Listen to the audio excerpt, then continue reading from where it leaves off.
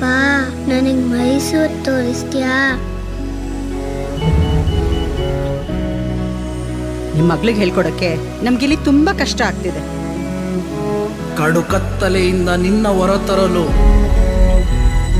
ಹೋಗಲಿ ಎಷ್ಟೋ ತಲೆಗಳು. ನನ್ನ ಗುರಿ ದೃಢವಾಗಿದೆ, ನನ್ನ ದಾರಿ ಹಿಡಿದಾಗಿದೆ. ನಡೆಯೋ ದಾರಿ ಸರಿನೋ ತಪ್ಪೋ ಗೊತ್ತಿಲ್ಲ. ಯಾರೇ ತಡೆದ್ರು ನನ್ನ ಗುರಿ ನಿಲ್ಲಲ್ಲ.